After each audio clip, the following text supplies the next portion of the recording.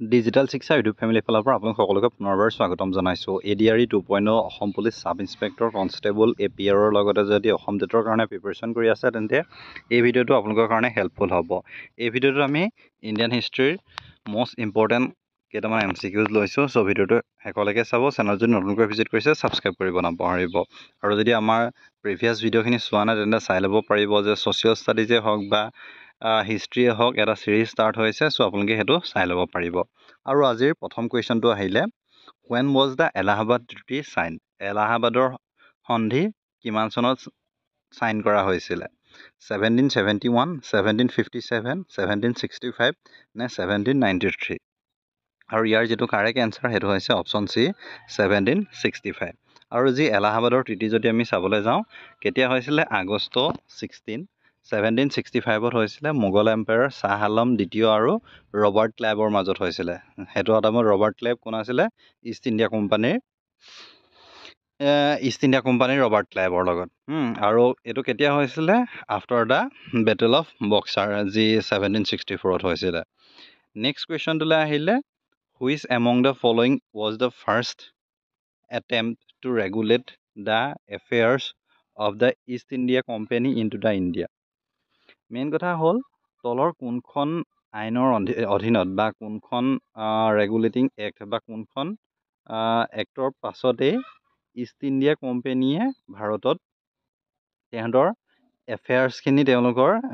কি হৈছিলে, এফেক্ট হৈছিলে, সেইটো কথা সুধিছে। Pitt's India act 1784, the regulating act 1773, charter act of 1883, charter act of 1813। আৰু ইয়াৰ যদি কাৰেক্ট এনচাৰটো চাবলৈ যাওঁ তেন্তে ইয়াৰ যিটো কাৰেক্ট এনচাৰ সেইটো হ'ব option B, Regulating Act of 1773। আৰু এই যিখন ৰেগুলেটিং এক্ট অফ 1773 অহাৰ পাছতে এইখনে একচুৱেলি ফাৰ্ষ্ট এটেম্প আছিলে যে ইংলিছ ইষ্ট ইণ্ডিয়া কোম্পানীয়ে ভাৰতত তেওঁলোকৰ যিখিনি এফেয়াৰ্ছখিনি ৰেগুলেট কৰা। চ' এইখিনি পলাচী যুদ্ধৰ পাছৰ পৰাই এই প্ৰচেছটো ষ্টাৰ্ট হৈছিলে। নেক্সট 3 নম্বৰ কুৱেশ্যনটোলৈ আহিলে, in which year governor of Bengal came to be known as the governor general of Bengal? কিমান চনত বেংগলৰ গভৰ্ণৰক গভৰ্ণৰ জেনেৰেল অফ বেংগল বুলি জনা গৈছিল, সেইটো কথা সুধিছে। 1773, 1774, 1775 নে 1776? আৰু ইয়াৰ যদি চাবলৈ যাওঁ তেন্তে ইয়াৰ যিটো কাৰেক্ট এনচাৰ সেইটো হৈছে অপশ্যন এ 1773। যি 1773ত কি আহিছিলে, ৰেগুলেটিং এক্ট। আৰু সেইখন অহাৰ পাছতে গভৰ্ণৰ অফ বেংগল পদটো সলনি কৰি কি কৰা হৈছিলে, গভৰ্ণৰ জেনেৰেল অফ বেংগল কৰা হৈছিলে। আৰু প্ৰথম গভৰ্ণৰ জেনেৰেল অফ বেংগল কোন আছিলে? Lord Warren Hasting. আপোনালোকে এইটো মনত ৰাখিব, প্ৰায় আহে first governor general of Bengal কোন আছিলে। চ' গভৰ্ণৰ জেনেৰেল অফ ইণ্ডিয়া কোন আছিলে? সেই কুৱেশ্যনখিনি প্ৰায় আহি থকা দেখা যায়। নেক্সট আহিলে 4 নম্বৰ কুৱেশ্যনটোলৈ আহিছোঁ, হু was the first governor general of Bengal? Robert Clive, Warren Hasting, lord মায়, লৰ্ড ডেলহাউচি। আৰু ইতিমধ্যে এইটো কথা আমি কৈছোঁৱেই যে ইয়াৰ যিটো কাৰেক্ট এনচাৰ সেইটো হৈছে ৱাৰেন হেষ্টিং। আৰু 1773 পাছতে হৈছে, ইতিমধ্যে এইটো কথা আমি গম পাইছোঁৱেই। নেক্সট আহিলে, who was the first chief commissioner of Assam? অসমৰ প্ৰথমজন চিফ কমিশ্যনাৰ কোন আছিলে সেইটো সুধিছে।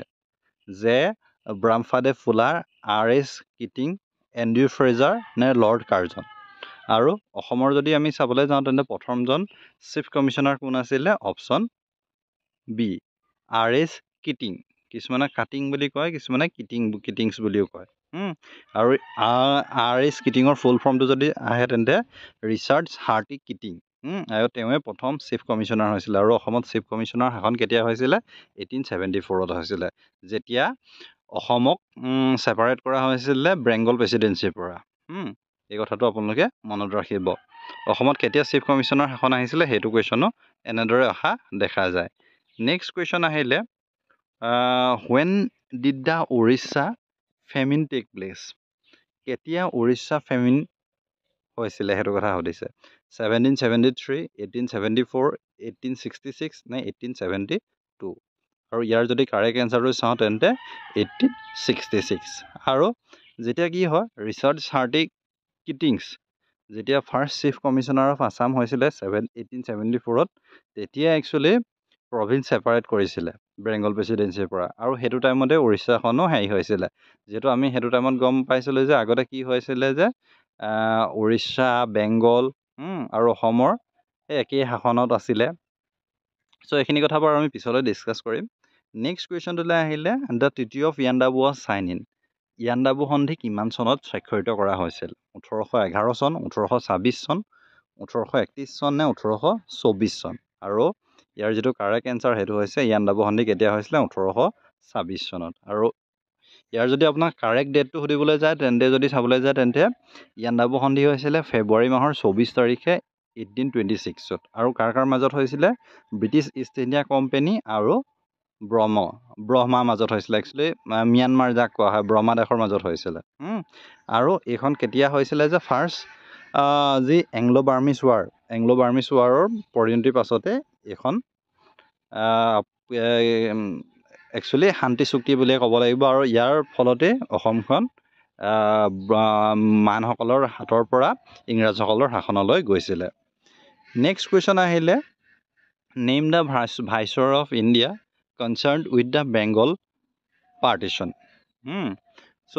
ভাইচৰয় কোন আছিলে ইণ্ডিয়ান কনচাৰ্ণ উইথ বেংগল পাৰ্টিশ্যনত সেইটো সুধিছে Lord Hardinge Lord Curzon Lord Lytton Lord Minto আৰু ইয়াৰ যদি চাবলৈ যাওঁ তেন্তে ইয়াৰ যিটো কাৰেক্ট এনচাৰ সেইটো কি হ'ব অপশ্যন বি লৰ্ড কাৰ্জন সেইটো টাইমত আছিলে লৰ্ড কাৰ্জনে আছিলে was the Viceroy of India from 1899 to 1905 and he is the mainly remembered for his decision of partition of Bengal আৰু এইটো প্ৰায় কুৱেশ্যন আহে যি বেংগল পাৰ্টিশ্যন 1905 চনত যিটো আছিলে যে সেইটো টাইমত কোন মেইন আছিলে তেওঁৱে আছিলে লৰ্ড কাৰ্জনে একমাত্ৰ হয় যাৰ কাৰণে একচুৱেলি বেংগল পাৰ্টিশ্যন হৈছিলে আৰু তেওঁৱে কৈছিলে যে বেংগলখন যদি একেলগে থাকে তেন্তে শাসন কৰিবলৈ দিগদাৰ হ'ব বুলি নেক্সট কুৱেশ্যন আহিলে in which year the state of Assam curved out from east India আৰু অসমখন কেতিয়া ইষ্ট ইণ্ডিয়াৰ পৰা একচুৱেলি কাৰ্ভ আউট হৈ গৈছিলে সেইটো সুধিছে 1872 1874 1901 নে 1905 আৰু ইয়াৰ যিটো কাৰেক্ট এনচাৰ যদি চাবলৈ যাওঁ তেন্তে 1874 আৰু 1874ত কি হৈছিলে আমি সকলোৱে জানো যে কি হৈছিলে সেইটো টাইমত চিফ কমিশ্যনাৰৰ শাসন আহিছিলে আৰু প্ৰথম কি হয় 7 ফেব্ৰুৱাৰী 1874ত নৰ্থ ইষ্ট ফ্ৰণ্টিয়াৰ আহিছিলে চ' এইখিনি কথা আপোনালোকে মন কৰিব নেক্সট কুৱেশ্যন আহিলে which of the following was the capital of the new province north east frontier carved out from east India so' প্ৰথম যেতিয়া কি হয় বেংগল পাৰ্টিশ্যনৰ পাছতে যি নৰ্থ ইষ্ট ফ্ৰণ্টিয়াৰ আহিছিলে সেইটো টাইমত ইষ্ট ইণ্ডিয়াৰ যি কেপিটেল কি আছিলে সেইটো সুধিছে শ্বিলং ঢাকা গুৱাহাটী দিছপুৰ আৰু বৰ্তমান দিছপুৰ হয় আমি গম পাওঁ কিন্তু ইয়াৰ আগতে কি আছিলে সেইটো সুধিছে আৰু ইয়াৰ যদি চাবলৈ যাওঁ তেন্তে ইয়াৰ যিটো কেপিটেল আছিলে কি হৈছিলে শ্বিলং আছিলে Shillong was chosen as the capital of new province north east Frontier when it was carved out from East India in 1874 so' Assam province যেতিয়া হৈছিলে প্ৰথম কি আছিলে শ্বিলং আছিলে আৰু শ্বিলঙৰ পৰাই পিছত ৰাজধানীখন দিছপুৰলৈ স্থানান্তৰ কৰা হৈছিলে যেতিয়া মেঘালয়ক ভাগ কৰা হৈছিলে বা মেঘালয়ৰ অন্য এখন ষ্টেটৰ মৰ্যাদা দিয়া হৈছিলে নেক্সট আহিলে 11 number question when did the partition of Bengal came into effect বেংগল পাৰ্টিশ্যনটো কেতিয়াৰ পৰা কাৰ্যক্ষম হৈছিলে বা কেতিয়াৰ পৰা ইফেক্টত আহিছিলে সেইটো সুধিছে 9 জুন 1905 চন 19 জুলাই 1905 চন 1 ছেপ্টেম্বৰ 1905 চন নে 16 অক্টোবৰ 1905 চন আৰু ইয়াৰ যদি কাৰেক্ট এনচাৰ সেইটো হৈছে কেতিয়া আছিলে অক্টোবৰত হৈছিলে 16 অক্টোবৰ 1905 চন নেক্সট কুৱেশ্যনটোলৈ আহিলে during the Swadeshi movement the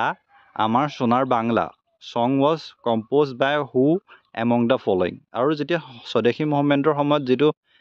gun আহিছিলে বা চং আহিছিলে আমাৰ সোণাৰ বাংলা যিটো বৰ্তমান বাংলাদেশৰ এনথেম হয় নেশ্যনেল এনথেম হয় আৰু সেইটো কোনে ৰচনা কৰিছিলে সেই গীতটি সেইটো সুধিছে সুৰেন্দ্ৰনাথ বেনাৰ্জী কৃষ্ণ কুমাৰ মিত্ৰ অশুতোষ মুখাৰ্জী নে ৰবীন্দ্ৰনাথ টেগোৰ আৰু ইয়াৰ যিটো কাৰেক্ট এনচাৰ সেইটো হৈছে option D Rabindranath Tagore next কুৱেশ্যনটোলৈ আহিলে in the context of India freedom struggle 16 October 1905 is well known for which of the following reason আৰু ইণ্ডিয়ান ফ্ৰীডম ষ্ট্ৰাগলৰ সময়ত 16 অক্টোবৰ 1905টো কিহৰ কাৰণে জনা যায় সেইটো কথা সুধিছে the formal proclamation of Swadeshi movement was made in Calcutta Town Hall. Partition of Bengal came into effect. Dadabhai Naoroji declared that the goal of the Indian National Congress was Swaraj. Ne Lokmanya Tilak started the Swadeshi movement in Pune. আৰু ইতিমধ্যে এইটো কথাটো আমি অলপ আগত discuss কৰিয়ে আহিছোঁ আৰু ইয়াৰ যিটো কাৰেক্ট এনচাৰ সেইটো কি হ'ব অপশ্যন বি পাৰ্টিশ্যন অফ বেংগলটো কেতিয়া এফেক্ট হৈছিলে অক্টোবৰত 16 অক্টোবৰ 1905 সেইকাৰণে এই ডেটটো ফেমাছ হয় বা এই ডেটটো ফেমাছ হয় সেইটো কথা সুধিছে নেক্সট কুৱেশ্যন আহিলে during the Swadeshi movement when was national morning day observe so' actually morning কেতিয়াৰ পৰা স্বদেশী মুভমেণ্টৰ টাইমত কেতিয়া নেশ্যনেল মৰ্ণিং ডে অবজাৰ্ভ কৰা হৈছিলে সেইটো সুধিছে 9 জুন 1905 চন 19 জুলাই 1905 চন 23 ছেপ্টেম্বৰ 1905 চন নে 16 অক্টোবৰ 1905 চন আৰু ইয়াৰ যিটো কাৰেক্ট এনচাৰ সেইটো যদি চাবলৈ যাওঁ তেন্তে কি হ'ব 23 ছেপ্টেম্বৰ 1905 চন নেক্সট কুৱেশ্যন আহিলে the partition of Bengal was officially declared in which date আৰু বেংগল পাৰ্টিশ্যন যে হৈছিলে সেইটো কথা কোনটো ডেটত অফিচিয়েলি ডিক্লেয়াৰ কৰা হৈছিল সেইটো সুধিছে 9 জুন 1905 চন 19 জুলাই 1905 চন 1 ছেপ্টেম্বৰ 1905 চন নে 16 অক্টোবৰ 1905 চন আৰু ইয়াত অফিচিয়েলি কেতিয়া ডিক্লেয়াৰ কৰা হৈছিলে 1 ছেপ্টেম্বৰ 1905 চন কিন্তু কেম ইনটু ইফেক্ট কেতিয়া হৈছিলে 16 অক্টোবৰ 1905 চনৰ পৰা নেক্সট কুৱেশ্যনটোলৈ আহিলে which of the following was the new capital of new province East Bengal and Assam. So new capital কি আছিলে new province East Bengal and Assamৰ Shillong, Dhaka, Guwahati and Dishpur আৰু ইয়াৰ যিটো কাৰেক্ট এনচাৰ যদি চাবলৈ যাওঁ তেন্তে কি হ'ব ঢাকা চ' কি হৈছিলে এখনৰ কেপিটেল ঢাকা হৈছিলে নেক্সট কুৱেশ্যন আহিলে which movement started after the partition of Bengal Bengal partition হৈছিলে যেতিয়া বেংগল পাৰ্টিশ্যনৰ পাছতে কি মুভমেণ্টটো ষ্টাৰ্ট হৈছিলে সেইটো কথা সুধিছে বা বেংগল পাৰ্টিশ্যনৰ সময়ত কি মুভমেণ্ট ষ্টাৰ্ট হৈছিলে চিভিল ডিছঅবিডিয়েণ্ট আইন অমান্য আন্দোলন স্বদেশী মুভমেণ্ট স্বদেশী আন্দোলন কুইট ইণ্ডিয়া মুভমেণ্ট ভাৰতীয় আন্দোলন নে নন কোঅপাৰেশ্যন মুভমেণ্ট চ' ইয়াত যদি চাবলৈ যাওঁ কোনটো হয় সেইটো সুধিছে আৰু আমি গম পাওঁ যে 1905 চনত যেতিয়া বেংগল পাৰ্টিশ্যন হৈছিলে সেইটো টাইমত কি আন্দোলন হৈছিলে স্বদেশী আন্দোলন আৰু ইয়াৰ যিটো কাৰেক্ট এনচাৰ সেইটো যদি চাবলৈ যাওঁ তেন্তে স্বদেশী আন্দোলন নেক্সট কুৱেশ্যন আহিলে when was the partition of Bengal proposed Bengal পাৰ্টিশ্যনটো প্ৰপ'জ কেতিয়া হৈছিলে সেইটো সুধিছে ইতিমধ্যে আমি গম পালোঁ যে বেংগল পাৰ্টিশ্যনটো কেতিয়া এনাউন্স কৰিছিলে 1 ছেপ্টেম্বৰ 1905 চন আৰু কেতিয়া কেম ইনটু এফেক্ট আহিছিলে 16 অক্টোবৰ 1905 চন কিন্তু বেংগল পাৰ্টিশ্যনটো কেতিয়া প্ৰপ'জ কৰিছিলে বা কেতিয়া উত্থাপন কৰিছিলে সেইটো সুধিছে 6 ডিচেম্বৰ 1905 চন 7 আগষ্ট 1905 চন 16 অক্টোবৰ 1905 চন আৰু 7 নৱেম্বৰ 1905 চন আৰু ইয়াৰ যিটো কাৰেক্ট এনচাৰ হয় সেইটো যদি চাবলৈ যাওঁ তেন্তে 6 ডিচেম্বৰ 1905 চন নেক্সট কুৱেশ্যন আহিলে name the viceroy of India concerned with the Bengal partition Bengal পাৰ্টিশ্যনৰ লগত জড়িত ভাইচৰয় অফ ইণ্ডিয়া কোন আছিলে সেইটো সুধিছে চ' ইয়াত যদি চাবলৈ যাওঁ অপশ্যনকেইটা দিয়া আছে লৰ্ড হাৰ্ডিংগে Lord Curzon Lord Lytton Lord Minto আৰু ইয়াৰ যিটো কাৰেক্ট এনচাৰ সেইটো হ'ব অপশ্যন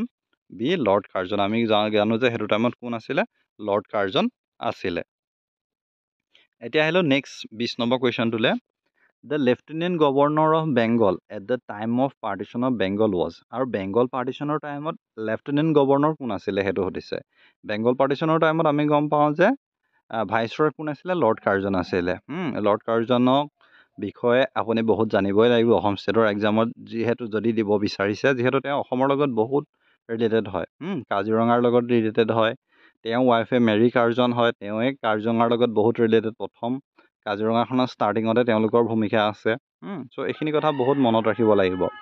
ইয়াত মেইন কথা এতিয়া কি আহিলে the lieutenant governor of Bengal at the time of partition of Bengal was কোন আছিলে লেফটেনেণ্ট গভৰ্ণৰ কোন আছিলে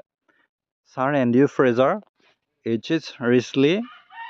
ব্ৰডিক আছিলে নে এটি অনুডিল আৰু ইয়াত যদি চাবলৈ যাওঁ তেন্তে ইয়াৰ যিটো কাৰেক্ট এনচাৰ সেইটো হৈছে option A sir Andrew Fraser আছিলে নেক্সট কুৱেশ্যন আহিছে the article Bangar Sarbanash was published in the journal কোনটো article the article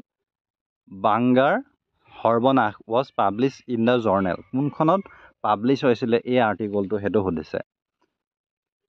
Sanjivani হিতাবাদী the drawn নে বেংগলীত কোনটোত পাব্লিছ হৈছিলে সেইটো সুধিছে আৰু ইয়াৰ যিটো কাৰেক্ট এনচাৰ সেইটো হৈছে সঞ্জীৱনীত পাব্লিছ হৈছিলে নেক্সট কুৱেশ্যন আহিলে during the Swadeshi movement which of the following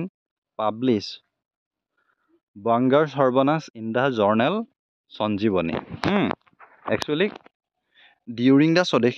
স্বদেশী মুভমেণ্টৰ সময়ত which of the following publish কোনে পাব্লিছ কৰিছিলে সেইটো সুধিছে বাংগাৰ সৰ্বনাশ ইন দ্য সঞ্জীৱনীত সুৰেন্দ্ৰনাথ বেনাৰ্জী কৃষ্ণ কুমাৰ মিত্ৰ আশুতোষ মুখাৰ্জী নে ৰবীন্দ্ৰনাথ টেগুৰে আৰু ইয়াৰ যিটো কাৰেক্ট এনচাৰ সেইটো হৈছে অপশ্যন বি কৃষ্ণ কুমাৰ মিত্ৰাই নেক্সট কুৱেশ্যন আহিলে who among the following lead the agitation against partition of Bengal কোনে একচুৱেলি ইয়াত এগেইনষ্ট কৰিছিলে পাৰ্টিশ্যন অফ বেংগল সেইটো সুধিছে সুৰেন্দ্ৰনাথ বেনাৰ্জী চি.আৰ. দাস আশুতোষ মুখাৰ্জী নে ৰবীন্দ্ৰনাথ টেগুৰ আৰু ইয়াৰ যিটো কাৰেক্ট এনচাৰ সেইটো হৈছে অপশ্যন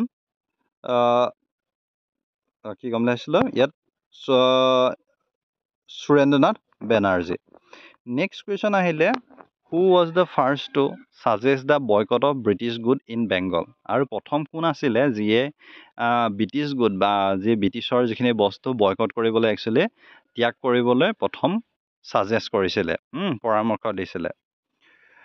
অৰবিন্দ ঘোষ কৃষ্ণ কুমাৰ মিত্ৰা মতিলাল ঘোষ নে সতীশ চন্দ্ৰ মুখাৰ্জী আৰু ইয়াৰ যিটো কাৰেক্ট এনচাৰ সেইটো হৈছে option B Krishna Kumar Mitra next আহিলে who among the following return the knighthood title to the British during the Swadeshi movement Swadeshi মুভমেণ্টৰ সময়ত কোনে ইংৰাজে তেওঁক প্ৰদান কৰা নাইটহুড উপাধি ঘূৰাই দিছিলে অৰবিন্দ ঘোষ কৃষ্ণ কুমাৰ মিত্ৰা গোপাল কৃষ্ণ গোখলে নে সতীশ চন্দ্ৰ মুখাৰ্জী কোনে নাইটহুড কাক দিছিলে নাইটহুডটো কোনে ঘূৰাই দিছিলে সেইটো কথা সুধিছে আৰু ইয়াৰ যিটো কাৰেক্ট এনচাৰ সেইটো হৈছে গোপাল কৃষ্ণ গোখলে নেক্সট কুৱেশ্যন আহিলে boycott of British good was adopted as a national policy in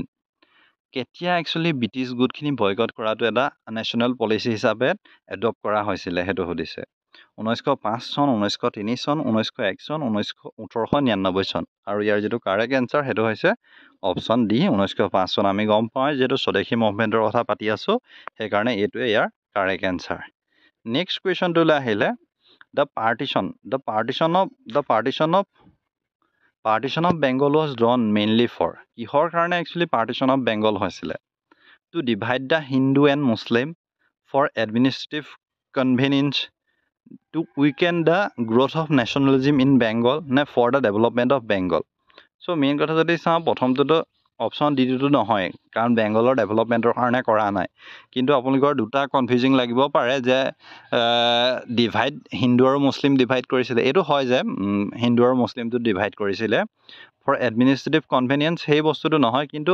main কথাটো কি হ'ল বংগত নেশ্যনেলিজিমটো একচুৱেলি উইক কৰিবৰ কাৰণে যিহেতু যদি ঐক্যবদ্ধ বংগ একেলগে থকা যদি এখন বংগ হয় তেতিয়া তেওঁলোকে শাসন কৰিবলৈ অসুবিধা পাব বা তাত নেশ্যনেলিজিমটো বা তেওঁলোকৰ মাজত যিখিনি আন্দোলনৰ ভাৱটো সেইটো বহুত বাঢ়ি যাব চব একগোট হৈ থাকিলে মেইন কাৰণটো সেইটোৱে দুৰ্বল কৰিবৰ কাৰণেই বেংগল পাৰ্টিশ্যনটো মেইনলি আনিছিলে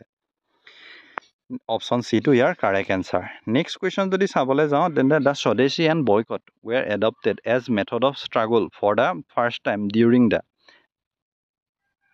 aggregation against the partition of Bengal, home rule movement, non-cooperation movement, visit to the Simon Commission to India. Simon Commissioner কথা এইটো টাইমত নাহি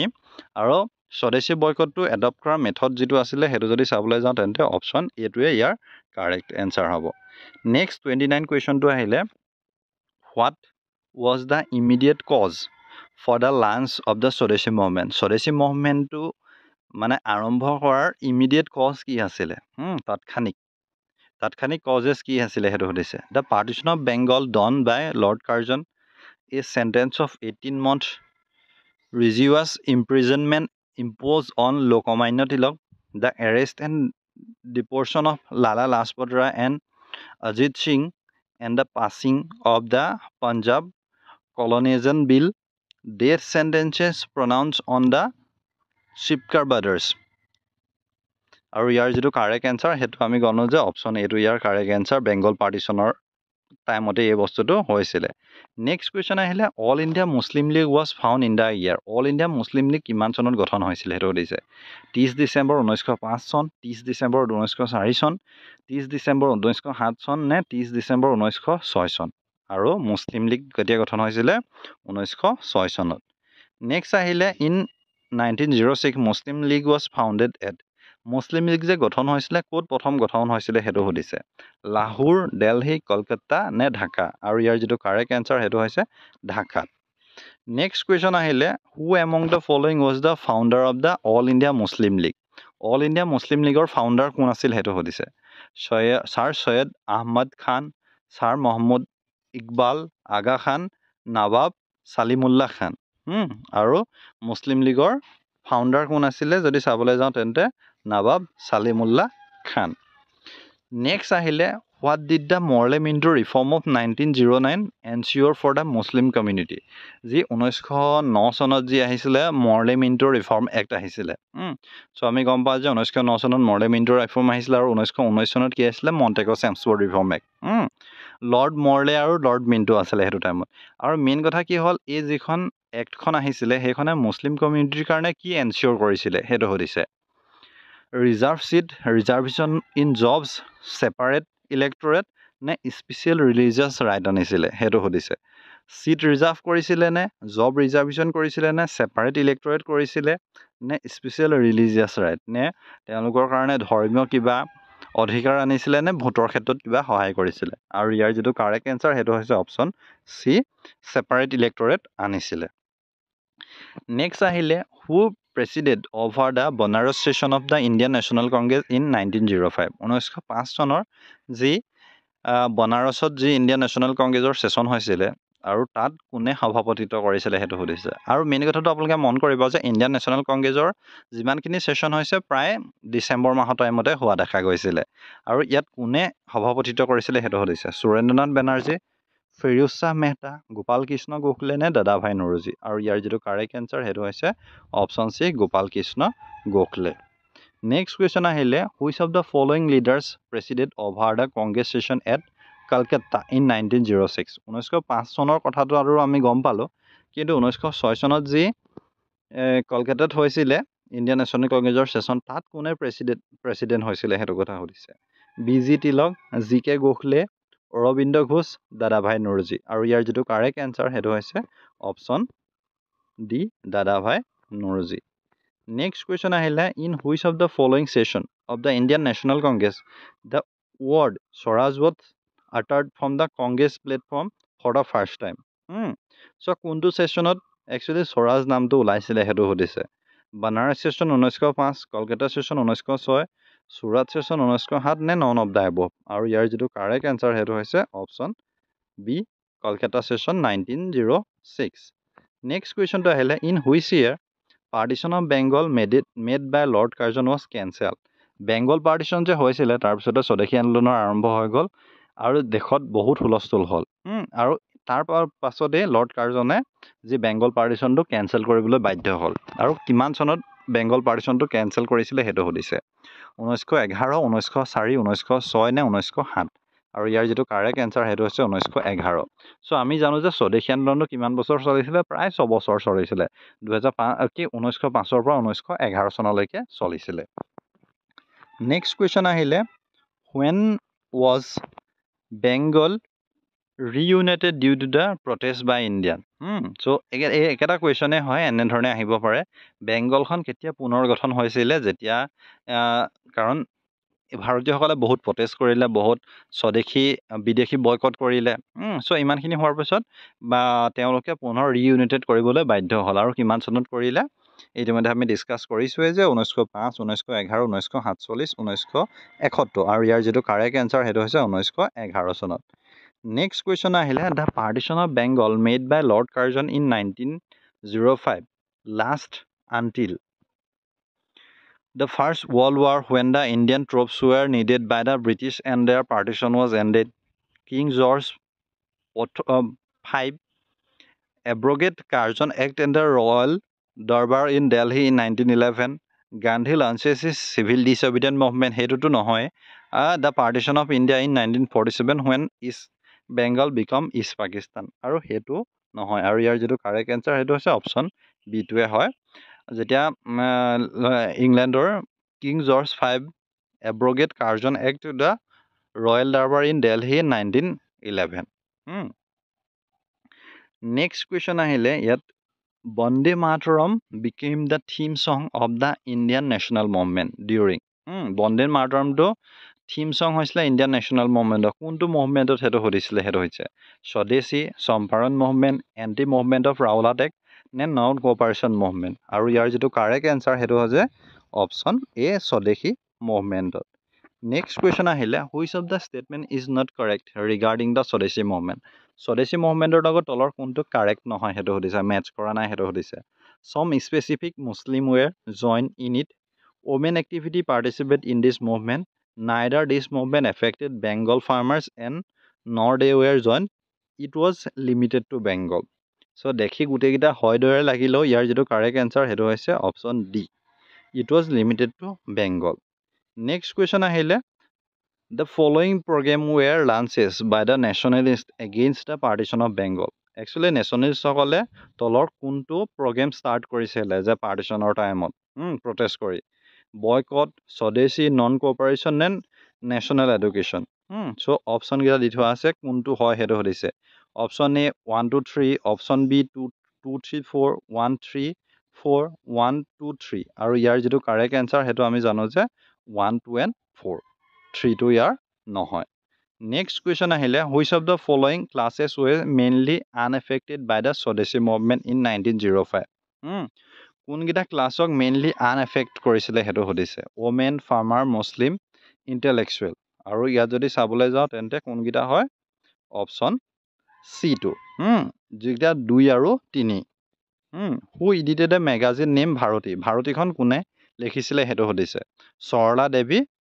চৌধুৰীণী আৰু Next question আহিলে what was the name of the textile farm established by Rabindranath Tagore Rabindranath Tagore establish কৰা textile farmখন কি আছিলে সেইটো সুধিছে স্বদেশী ভাণ্ডাৰ আৰু এই পাৰ্টটোত এই 45টা কুৱেশ্যনে আহিছে আশা কৰিছোঁ ভিডিঅ'টোৱে হেল্পফুল কৰিব যদি কিবা কনফিউজিং পায় বা হেৰি হয় তেন্তে আপোনালোকে কমেণ্ট কৰিব মই যিমান পাৰে দিবলৈ চেষ্টা কৰিম চ' ইমানেই আছিলে ভাল পালে লাইক কৰিব শ্বেয়াৰ কৰিব ধন্যবাদ